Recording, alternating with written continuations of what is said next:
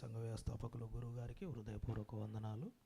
అలాగే మరి సేవకులు ప్రకాష్ గారికి హృదయపూర్వక వందనాలు తెలియజేసుకుంటూ మరి సమయంలో మనము దేవుని వాక్యమును ధ్యానం చేద్దాం.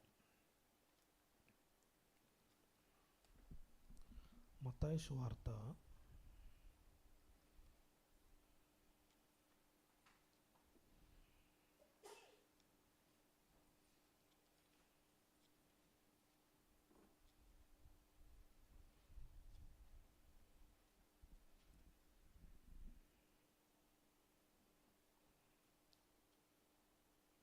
24వ అధ్యాయము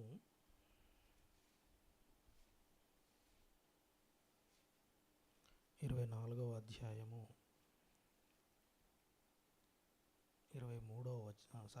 వచనాన్ని చదువుకుందాం. 3 ఆయన ఒలీవ కొండ మీద కూర్చుండి ఉన్నప్పుడు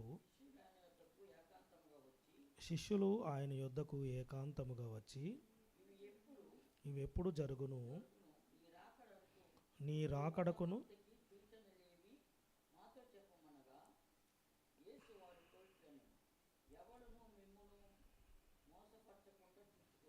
చాలు ప్రార్థన చేసుకుందాం. మమ్మల్ని మిక్కిలిగా ప్రేమించిన మా ప్రియ పరలోకపు తండ్రి, మీ పరిశుద్ధ అతి శ్రేష్టమైన అత్యున్నతమైన అపారమైన అన్నింటికంటే ముందైన మీ ఘనమైన నామానికి వందనములు, స్తోత్రములు, స్తుతులు చెల్లించుకుంటున్నాం. అవును మా ప్రభువా, మరి దయతో కృపతో ఈ సాయంకాల సమయంలో మరొకసారి మీ పాద సన్నిధిలో ఈ రీతిగా నిన్ను ఆరాధించి స్తుతించి మహిమపరిచి, అవును మా ప్రభువా, ఇచ్చిన భాగ్యమును బట్టి మీకు స్తోత్రాలు చెల్లిస్తున్నాం. ఈ సమయంలో మా ప్రభువా, నీ వాక్యమును వినాలని మా హృదయాలు ఎంతగానో ఆశపడుతుంటుండగా మా హృదయములకు సరిపోయే వాక్యాన్ని మీరు మాతో మాట్లాడండి. నీ వాక్యములో జీవముందయ్యా, నీ వాక్యం ద్వారా మేము జీవించగలం. అవును మా తండ్రి, మా వ్యక్తిగత ఆత్మీయ జీవితంలో మేము అభివృద్ధి పొందినట్లు, విశ్వాసములో బలపడి సహవాసంలో నడుచున్నట్లు, అవును నైనా నీ వాక్యం ద్వారా మీరు మమ్మల్ని సంధించుమని నీ సన్నిధిలో వేడుకుంటున్నాం. నిలుచున్న నేను నిష్ప్రయోజకుని, ఎందుకు పనికిరాని వాడిని గడ్డిపరగను. నన్ను మరుగుపరిచి నా నోట మీరే ఉండి మహిమాఘనత ప్రభావాలు పొందమని మన ప్రభువును రక్షకుడు యేసు ప్రభుల వారి అతి శ్రేష్టమైన నామంలో ప్రార్థిస్తున్నాము తండ్రి, ఆమేన్. ప్రియమైన దేవుని వారలారా, మరి మత్తయి సువార్త 24వ అధ్యాయంలో ప్రభు అయిన యేసు ఆయన ఈ లోకములో ఉన్నప్పుడు యేసు ప్రభుల వారు దేవాలయము నుండి బయలుదేరి వెళ్ళుచుండగా శిష్యులు మరి ఆ మహాదేవాలయాన్ని చూపెట్టి, చూసారా ఈ దేవాలయం ఎంత గొప్పదో, ఎంత అందంగా ఉందో, ఎంత ఉన్నతంగా దీన్ని కట్టారో అని చెప్పేసి దాని గురించి పొగుడుతూ ఉంటే, చెబుతూ ఉంటే, అప్పుడు ప్రభు అన్నాడు, అందుకైనా మీరు ఇవన్నీ చూస్తున్నారు కదా. 2వ వచనం లేదా మొదటి నుండి చదువుకుంటే, ఫస్ట్ నుంచి చదవండి. యేసు దేవాలయము నుండి బయలుదేరి వెళ్ళుచుండగా ఆయన శిష్యులు ఆ దేవాలయపు కట్టడములను ఆయనకు చూపింపవచ్చిరి. అందుకాయన, మీరు ఇవన్నీ చూచుచున్నారు కదా, రాతి మీద రాయి ఒక్కటైనను ఇక్కడ నిలిచి ఉండకుండా పడద్రోయబడునని మీతో నిశ్చయముగా చెప్పుచున్నానని వారితో అనెను. ప్రేమన దేవుని వారలారా, దేవాలయమును చూపెట్టి ఆయనకు దేవాలయమును గురించి చెబితే వారు అంటున్నారు, మరి ప్రభు అంటున్నాడు, ఈ దేవాలయాన్ని మీరు చూస్తున్నారే ఇంత గొప్పగా, దేవాలయం అంటే వాళ్ళకు చాలా పవిత్రమైంది. కానీ ఆ దేవాలయము రాతి మీద రాయి లేకుండా దాన్ని పడగొడతారు అని చెప్పగానే వాళ్ళ విశ్వాసం ఏమైపోద్ది ఒకసారి ఆలోచించండి. యేసు ప్రభు చెప్పిన మాట, ఆకాశము భూమి గతించిపోతుంది కానీ నా మాటలు మాత్రం గతింపవు అన్నాడు. నిజానికి ప్రభు చెప్పిన మాట తూచా తప్పకుండా నేటి వరకు జరుగుతూనే ఉన్నాయి. ఆయన చెప్పాడు, నేడు మన కళ్ళ ముందు కనబడతా ఉంది కదా. యెరూషలేము దేవాలయం ఉందా? గోడ తప్ప ప్రభు చెప్పిన కొన్ని దినాలకే ఇలాంటి పరిస్థితులు జరిగాయి. ఒలీవ కొండ మీద ఆయన ఉన్నప్పుడు, ఆయన కూర్చుండి ఉన్నప్పుడు, అప్పుడు ఇలా చెప్పగానే వారికి ఒక ఆలోచన వచ్చేసింది. అయ్యా, ఏంటి ఇలా అంటున్నారు? అప్పుడు ఒలీవ కొండ మీద ఆయన కూర్చున్నప్పుడు శిష్యులు ఆయనతో అడుగుతున్న మాట, అయ్యా, నీ రాకడకును యుగ సమాప్తికి నీ సూచనలు ఏవి? నీ రాకడకును యుగ సమాప్తికి నీ సూచనలు ఏవి అని అడుగుతున్నారు. ప్రభు రాకడ, యుగ సమాప్తి, ఇవి రెండు ఒకేసారి జరుగుతాయి. ప్రభు రాకడ, యుగ సమాప్తి. అయ్యా, నీ రాకడ, యుగ సమాప్తి ఎప్పుడు జరుగుతుంది? దానికి సూచనలు మాకు చెప్పుమని ఆయనను అడుగుతున్నప్పుడు యేసు వారితో ఇట్లా నేను ఏమన్నాడు? ఎవడునూ మిమ్మును మోసపరచకుండా చూచుకొనుడి. ప్రభు ఏం చెప్పాలి? మీరు ఇలా ఉండాలి, అలా ఉండాలి అని చెప్పాలి. కానీ ఆయన ఏమన్నాడు? సూచనలు చెప్పమనగానే చెప్పాలి ఆ సూచనలు. కానీ మొదటి సూచనగా ఆయన ఏం చెబుతున్నాడు? మీరు మోసపోకుండా చూచుకొనండి అన్నాడు. ఎవరు మోసపోకుండా చూసుకోవాలా? ఈరోజు శిష్యులమైన మనం అందరము, అది శిష్యులకు అందరికీ చెప్పిన మాట, మోసపోకుండా చూచుకోవాలి. ఈనాడు క్రైస్తవ ప్రపంచం, క్రైస్తవ లోకం, మరి బైబిల్ పట్టుకున్న అందరూ ఇంత చక్కటి వాక్యం మన కళ్ళ ముందే ఉండగా మనం ఎలా మోసపోతాం? మనం మోసపోయే అవకాశం ఉందా? సిస్టర్ గారు, ఉందా? బైబిల్ మన దగ్గరే ఉంది కదా, మనం ఏ విషయంలో మోసపోతాం? ప్రభు అంటున్నాడు, మీరు మోసపోకుండా జాగ్రత్తగా చూచుకొనుడి. ప్రియమైన దేవుని వారలారా, ఆయన అంటున్నాడు, అనేకులు నా పేరట వచ్చి నేనే క్రీస్తునని చెప్పి పలువురిని మోసపరిచెదరు. ఏమన్నాడు? మొదటి సూచనకి ఏమన్నాడు? నేనే క్రీస్తునని చెప్పి ఏమంటారట? పలువురిని మోసపరిచెదరు. నేనే క్రీస్తునని చెప్పేవారు అనేకులు ఏమన్నారు? బయలుదేరుతారు, చెప్పి మిమ్మల్ని మోసం చేసే అవకాశం ఉంది అని చెప్పాడు. మొదటగా ప్రేమైన దేవుని వారలారా, మనం క్రీస్తు ఎవరో, మరి ఎవరు క్రీస్తు లాంటి వేషం వేసుకొని వచ్చేవారై ఉన్నారో వారిని తెలుసుకోవాలి అని అంటే మనం ఏం చేయాలి? వాక్యాన్ని బాగా చదవాలి. ప్రకటన గ్రంథంలో మనం చూసినట్టయితే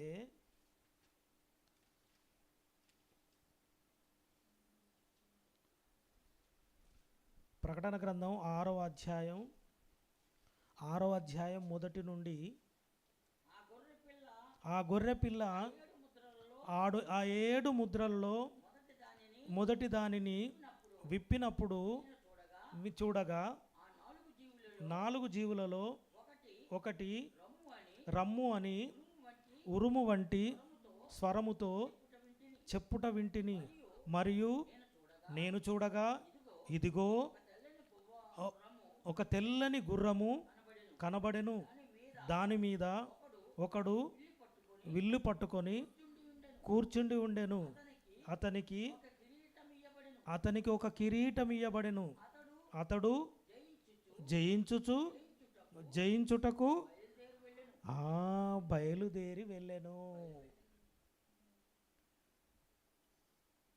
ప్రకటన గ్రంథంలో మనం ఇక్కడ చూసినట్టయితే 6వ అధ్యాయం మొదటి వచనంలో 4 జీవులను గూర్చినటువంటి సమాచారం చెప్పగానే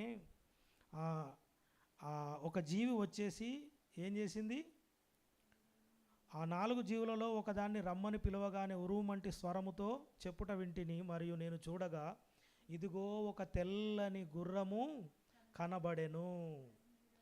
మరి దాని మీద ఒకడు విల్లు పట్టుకొని కూర్చుండి ఉన్నాడు. అతనికి కిరీటం ఇయ్యబడెను. అతడు జయించుటకు బయలు వెళ్ళెను. ఈయన ఎవరు? చెప్పండి, ఈయన ఎవరు? గుర్రం ఉంది, అది తెల్లని గుర్రము. తర్వాత దాని మీద విల్లు పట్టుకొని ఉన్నాడు, కిరీటం పెట్టుకొని ఉన్నాడు. జయించుటకు బయలు వెళ్ళాడు జయశాలిగా. అంటే ఈయన ఎవరు? ఈయన ఎవరు సాదృశ్యంగా కనబడుతున్నాడు? అవునండి, ఎవరికి సాదృశ్యంగా ఉన్నాడు? కిరీటం ఉంది. కిరీటం దేన్ని చూపెడుతుంది? తలపైన కిరీటం దేన్ని చూపెడుతుంది? అధికారాన్ని. రాజుకు కిరీటాలు ఉంటాయి కదా. కిరీటం రాజరికాన్ని చూపెడుతుంది, అధికారాన్ని చూపెడుతుంది. తెల్లని గుర్రం దేన్ని? పరిశుద్ధతకు సాదృశ్యంగా ఉంది. చేతిలో ఏముంది? విల్లుంది. అంటే దీన్ని బట్టి చూస్తే మనకు అర్థమయ్యేదేంటి?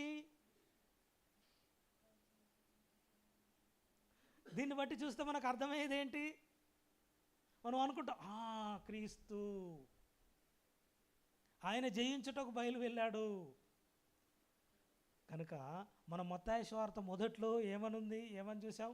మీరు మోసపోకుండా జాగ్రత్తగా చూచుకొనండి. మరి ఈయన ఎవరు? క్రీస్తా? కాదు ప్రియులారు. ఎలా కాదు? కిరీటం ఉంది, తెల్లని గుర్రం ఉంది. అంటే తెలుపు దేనికి సాదృశ్యం? పరిశుద్ధతకు అనుకోవచ్చు, శాంతికి అనుకోవచ్చు. గుర్రం పైన ఉన్నాడు, జయించుచూ బయలు వెళుతూ ఉన్నాడు. ఏముంది? విల్లుంది. కానీ సంధించుటకు ఏం లేదు? బాణం లేదు ప్రియులారా. సంధించుటకు బాణం లేదు, చేతిలో విల్లుంది. విల్లుంటే ఎలా జయించగలడు? బాణాలు ఉండాలి కదా. ప్రియమైన వారలారా, ఇలాగే అనేకులు క్రీస్తు పేరట చెప్పేమన్నాడు? అనేకులు నా పేరట మోసం చేస్తారు, నేనే క్రీస్తునంటాడు. ఇక్కడ దాన్ని చూసినట్టయితే మనం నిజంగానే ఏమనుకుంటాం? జయశాలి. ఎవరు జయశాలి? యేసే జయశాలి. ఆయన జయించాడు, ఆయన మరణాన్ని జయించాడు, సర్వ ప్రపంచాన్ని జయించాడు. ప్రేమైన వారలారా, ఇలా మనం మోసపోయే అవకాశము ఉంది. మొదట అనేకులైన క్రీస్తు విరోధులు వస్తారు, అనేకమైనటువంటి అబద్ధ బోధలు వస్తాయి. వీటన్నింటి నుండి మనం కాపాడుకోవలసిన అవసరత ఉంది.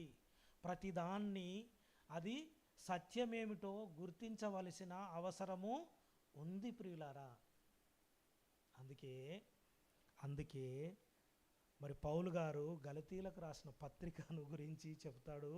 అయ్యో, మీరింత త్వరగా తిరిగిపోవుట నేను చూసి ఏమంటున్నాడు? ఆశ్చర్యపోతున్నానే. మీ ముందు నేను ప్రభువును ఎంత చక్కగా మీ కన్నులకు కట్టినట్టుగా నేను మీకు చూపించానే. కానీ మీరు ఇంత త్వరగా మరి భిన్నమైన సువార్త తట్టుకు తిరిగిపోవుట నేను చూస్తే నాకు బాధేస్తుంది అని మరి పౌలు గారు గలతీ సంఘానికి తెలియజేస్తూ ఉన్నాడు. గలతీ సంఘములో కూడా అనేకమైనటువంటి దుర్బోధలు వచ్చేసాయి. భిన్నమైన సువార్తకు. చూడండి, గలతీలకు రాసిన పత్రిక 1వ అధ్యాయం 6వ వచనం. గలతీలకు రాసిన పత్రిక 1వ అధ్యాయం 6వ వచనం.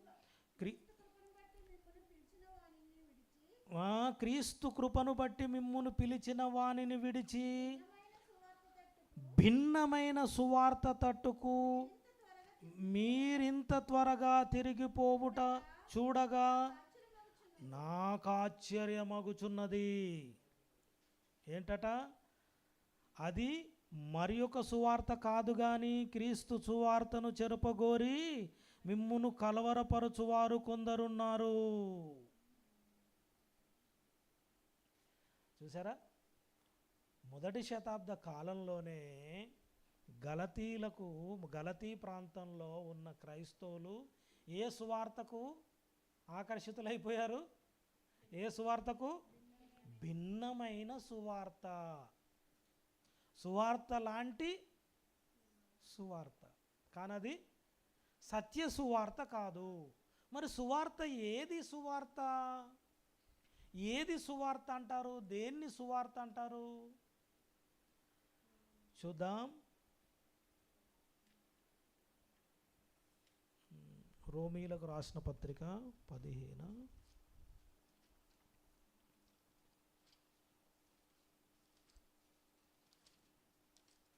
కొరింథీయులకు రాసిన పత్రిక 15వ అధ్యాయం, మొదటి కొరింథీ 15వ అధ్యాయం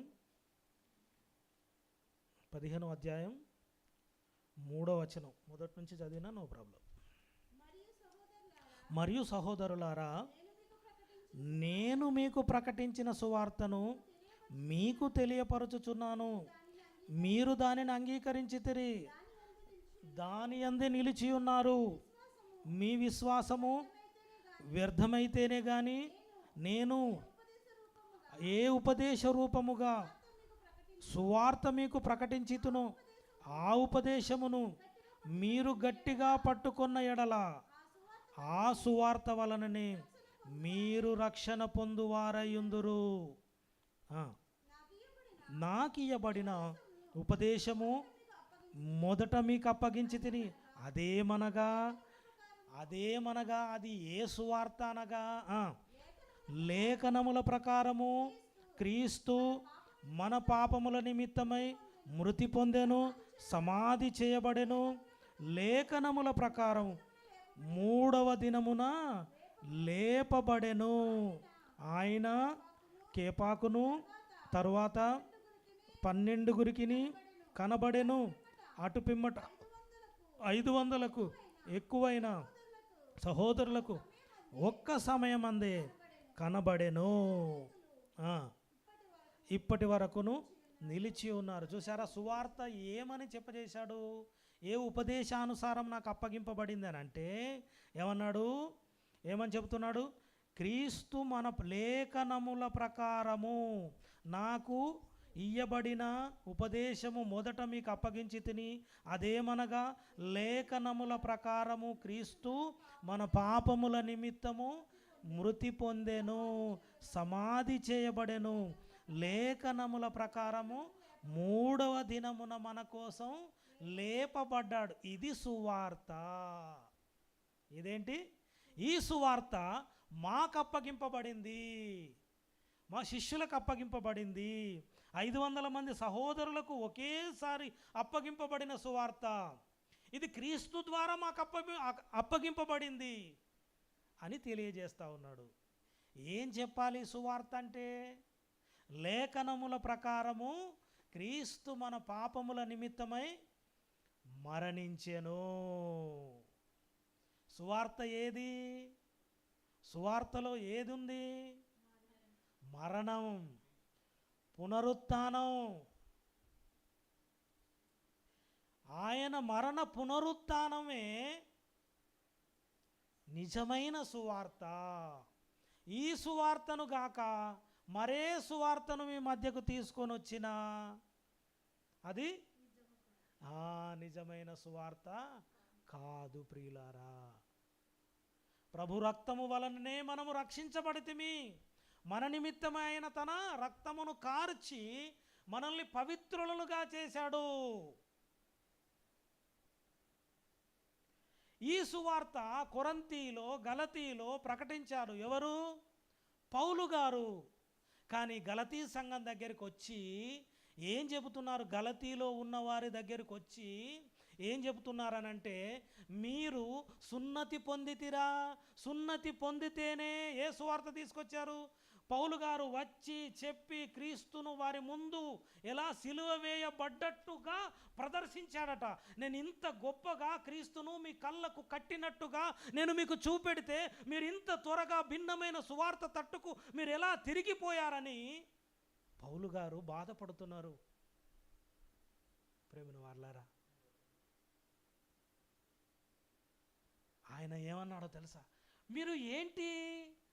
మీరు సున్నతి పొందారా? సున్నతే మనిషిని నీతిమంతునిగా తీరుస్తుంది. నీతికి గుర్తు ఏది?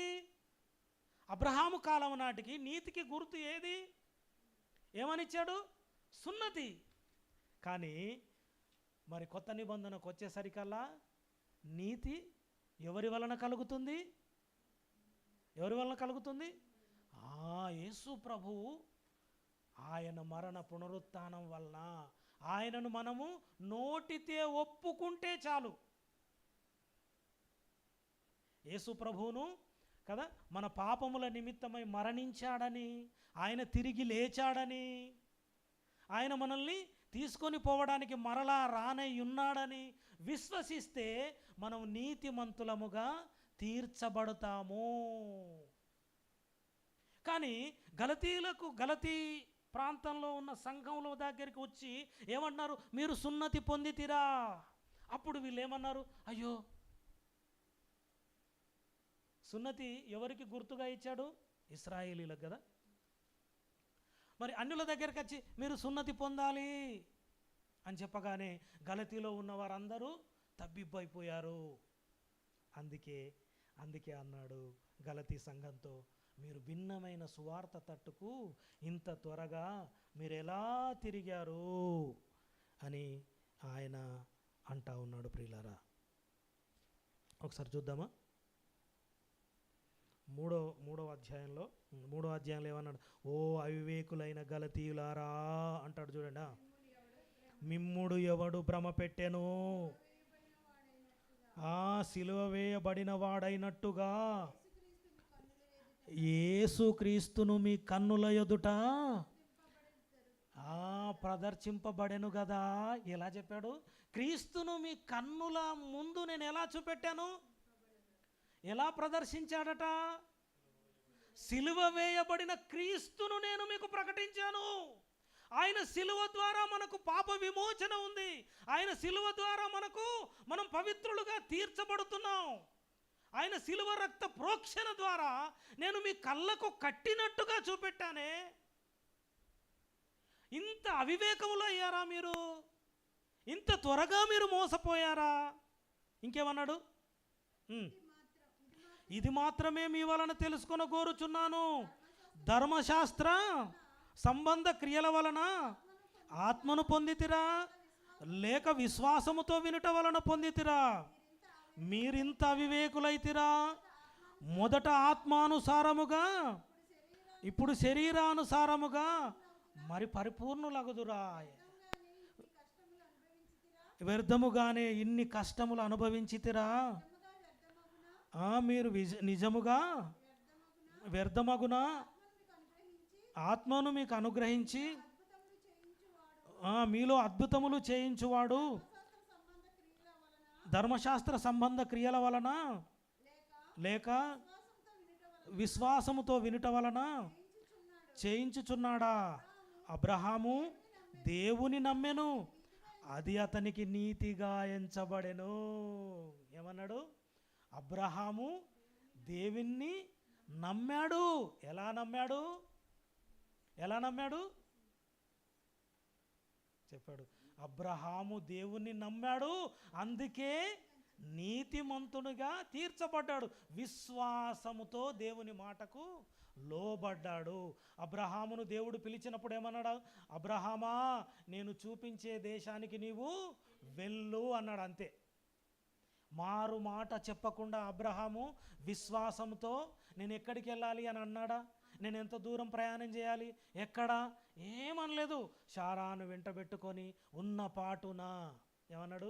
నీ సొంత ఇంటి నుండి, నీ సొంత జనము నుండి కదా, నీ బంధువుల యొద్ద నుండి. ఆదికాండం 12వ అధ్యాయంలో మనం చూస్తే ఆయనను పిలిచినప్పుడు ఆయన ఉన్న పాటున రమ్మన్నాడు. ఆ ఒక్క దేవుడు చెప్పిన మాటకు కట్టుబడి, దేవుని మాటను విశ్వసించి, నేను చూపించే దేశానికి నువ్వు వెళితే అక్కడ నిన్ను ఏమన్నాడు? అనేక జనములకు నేను నిన్ను చేస్తాను, ఆ దేశాన్ని నీకు ఇస్తాను, నీ జనాంగానికి ఇస్తాను, నీ జనం విష్కరేణువులంత అవుతుంది అని దేవుడు అతనికి వాగ్దానం చేస్తే ఆ మాటను నమ్మాడు. చూసి నమ్మాడా? చూడక నమ్మాడు. అందుకే ఇక్కడ ఏమనుంది, ఆయన నమ్మాం, విశ్వాసం వలన విని నమ్మాడు కాబట్టి అతడు నీతిమంతుడుగా తీర్చబడ్డాడు. కాబట్టి విశ్వాస సంబంధులే అబ్రహాము కుమారులని మీరు తెలుసుకొనుడి. దేవుడు విశ్వాస మూలముగా అన్యజనులను నీతిమంతులుగా తీర్చునని లేఖనము ముందుగా చెప్పబడినది. అన్యజనులను ఎలా నీతిమంతులుగా తీరుస్తాడట? విశ్వాసమూలముగా. ఎవరి యందు మనం విశ్వాసం ఉంచాలి? దేవుని యందు విశ్వాసం ఉంచాలి, క్రీస్తునందు విశ్వాసం ఉంచాలి, క్రీస్తునందు విశ్వాసం ఉంచాలి. క్రీస్తు మన పాపముల నిమిత్తమై చనిపోయాడని, క్రీస్తు మన పాపముల నిమిత్తమై ఆయన చనిపోయాడు, ఆయన సమాధి చేయబడ్డాడు, మూడవ నాడు తిరిగి లేచాడని మనం విశ్వసిస్తే నీతిమంతులుగా తీర్చబడతాం. కానీ మరి ఇశ్రాయేలీలు అలాగూ కాదు, అలా విశ్వసించలేదు. వాళ్ళు క్రియల మూలముగా నీతిని వెదికారు. క్రియల మూలముగా అంటే ఏం చేయాలి? మొదట మనం ఏం చేయాలి? సున్నతి పుట్టగానే 8వ రోజున గుడికి తీసుకెళ్ళి వానికి సున్నతి చేయాల. ధర్మశాస్త్ర సంబంధమైన క్రియలు, 10 ఆజ్ఞలు పాటించాలి. కానీ ప్రభు ఎన్ని ఆజ్ఞలు ఇచ్చాడు మనకి? 2. నిన్ను వలె నీ పొరుగువానిని ప్రేమించుము అన్నాడు. తర్వాత నీ పూర్ణ హృదయంతో, నీ పూర్ణ ఆత్మతో, నీ పూర్ణ శక్తితో నీ దేవుడైన యెహోవాను నీవు సేవించుము. నీ దేవుణ్ణి నీవు ఆరాధించాలి, ప్రేమించాలి, పూజించాలి. 10 ఆజ్ఞలు ఇశ్రాయేలులకు ఇవ్వబడితే 10 ఆజ్ఞల్లో నుండి ప్రభు ఎన్ని ఇచ్చాడు? ఈ 10 ఆజ్ఞలన్నీ ఈ 2 ఆజ్ఞలలోనే ఉన్నాయి. ఒక ధర్మశాస్త్రోపదేశకుడు ప్రభు దగ్గరికి వచ్చి అడిగాడు, అయ్యా నేను పరలోక రాజ్యానికి వారసుని కావాలంటే నేనేం చెయ్యాలి అని ఆయనను శోధిస్తూ అడిగినప్పుడు, ప్రభు నీవు ధర్మశాస్త్రమును పాటించుచున్నావా అనగానే ఏమన్నాడు? నేను బాల్యము నుంచే పాటించుచున్నాను.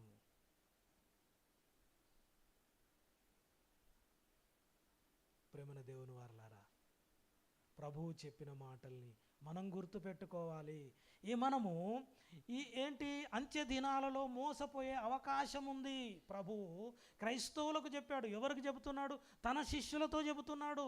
తన శిష్యులు 3.5 సంవత్సరాల కాలం పాటు ప్రభుతో తిరిగి, ప్రభు పండుకున్న కాడ పడుకొని, ప్రభుతో ఎల్లకాలం ఆయనతో నడిచి 3.5 సంవత్సరాలు ఆయన మాటలన్నీ తూచా తప్పకుండా చెవు పెట్టి విన్నారు కదా, చెవి యొగ్గి ఆలకించారు. ఆయన చేసిన అద్భుతాలన్నీ చూశారు. వారితోనే చెబుతున్నాడు ఏమని? మీరు మోసపోకుండా నా రాకడకు రావాలి, నా రాకడలో మీరు నిలిచి ఉండాలంటే ఏం చేయాలి? మోసపోవద్దు. మరి మోసపోయే అవకాశం ఎక్కడుంది?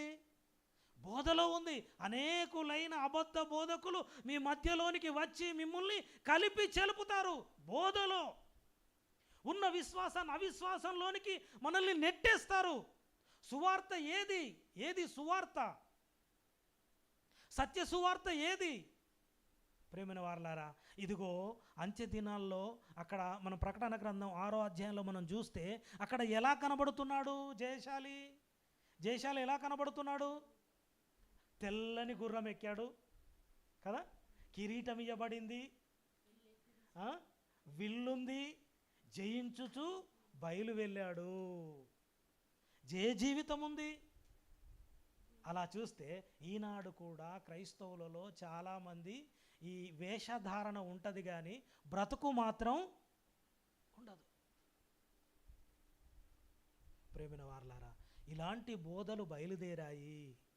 అనేకుల్ని తప్పించే బోధలు వాక్యములో నుంచి, క్రీస్తులో నుంచి తప్పించే బోధలు బయలుదేరాయి. ప్రేమిన వారలారా, అందుకే గలతీ సంఘానికి చెబుతున్నాడు ఏమని? అయ్యో అవివేకులైన గలతీయులారా, మీరు సువార్త నుంచి ఎంత త్వరగా మీరు తప్పిపోయారు,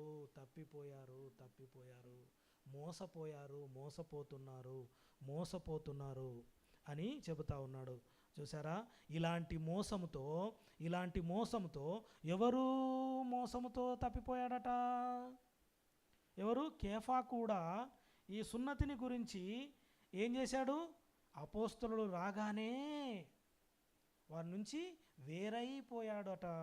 2వ అధ్యాయంలో చూస్తే, 2వ అధ్యాయం అంతా మనం చదివితే అక్కడ మనకు అర్థమవుతుంది. చూసారా, 11వ వచనం చదవండి ఒకసారి.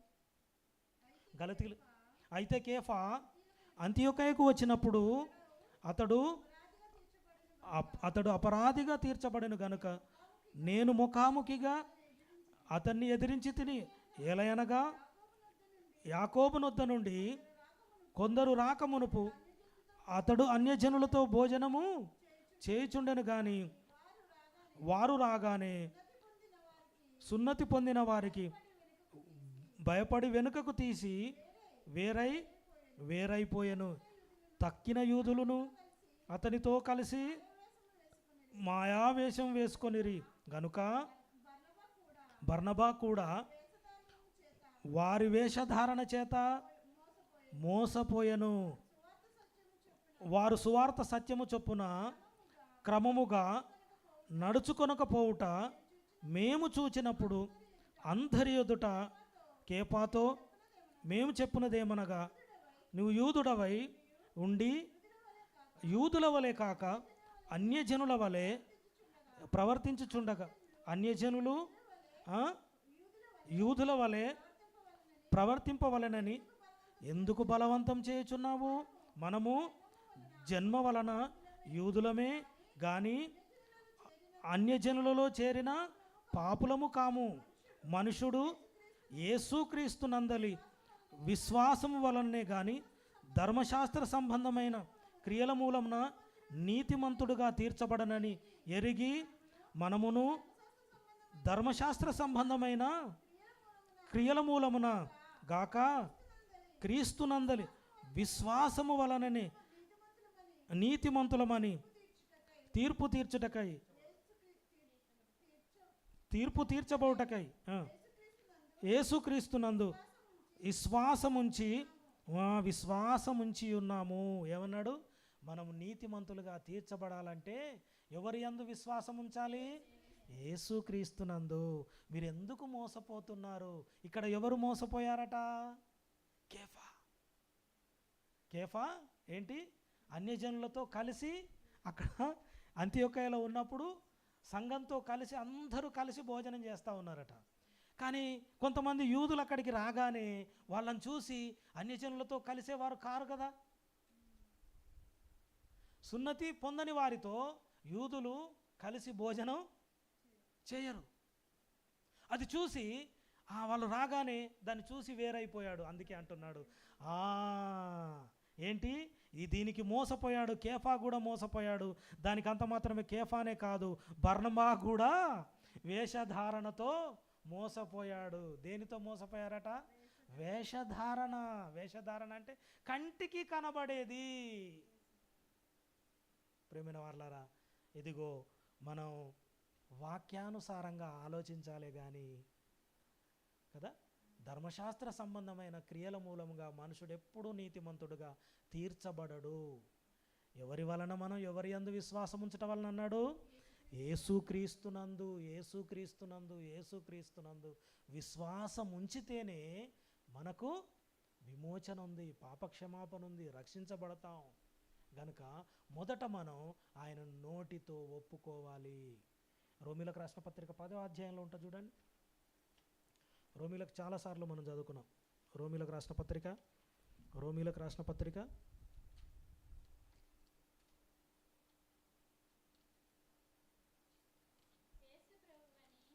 యేసు ప్రభు అని అక్కడ 9వ వచనం 10వ అధ్యాయం 9వ వచనం.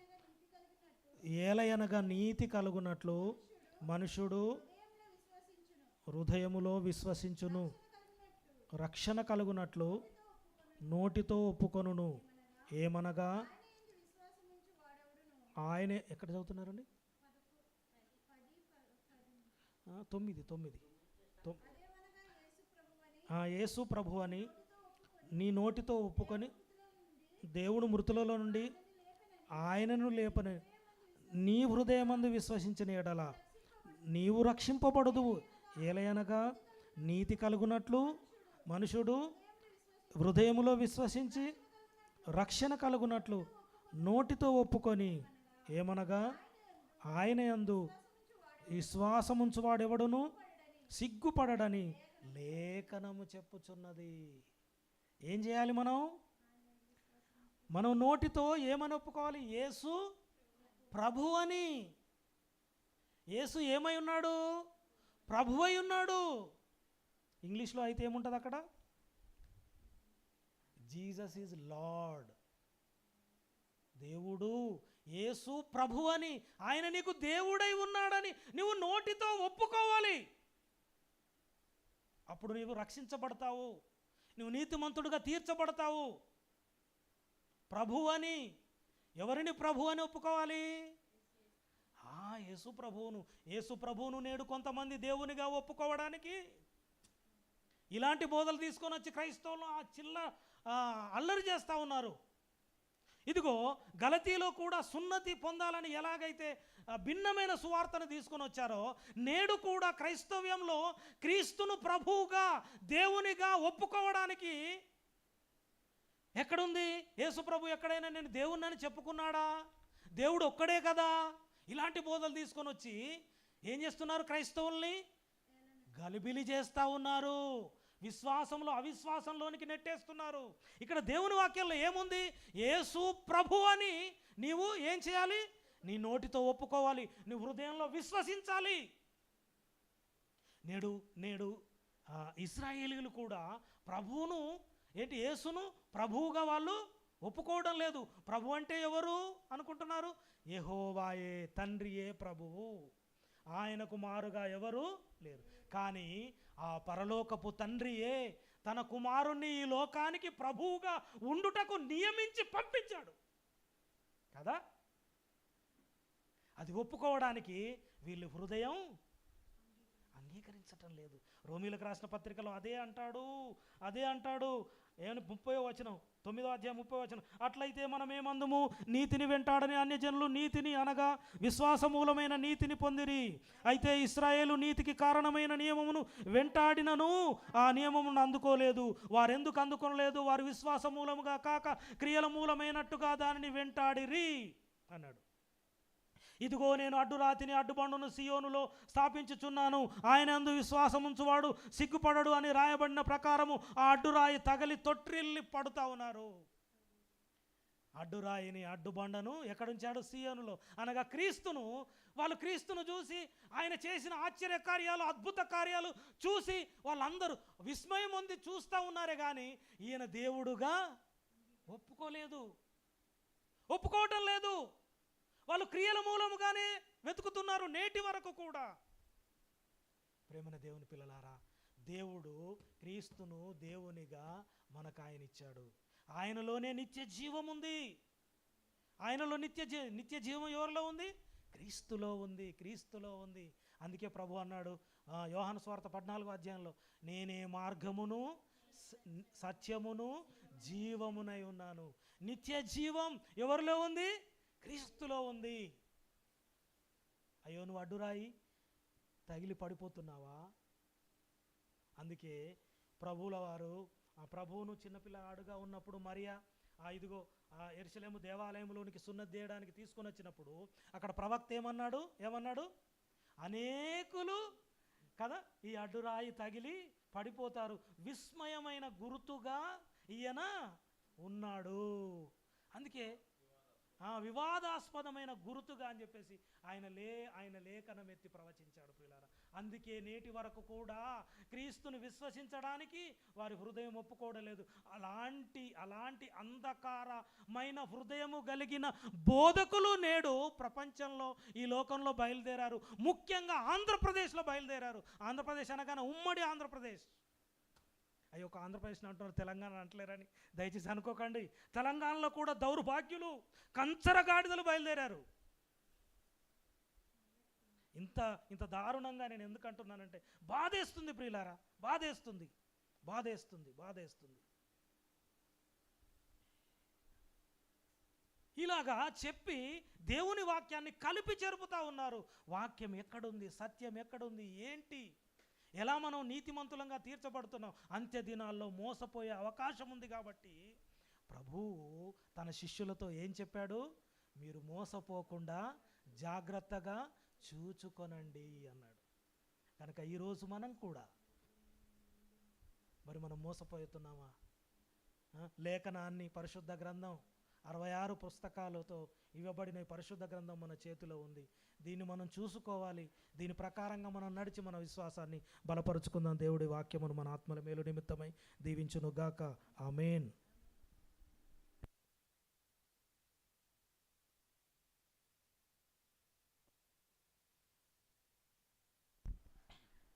ప్రభునందు ప్రియ సియోను ప్రార్థనా మందిర విశ్వాస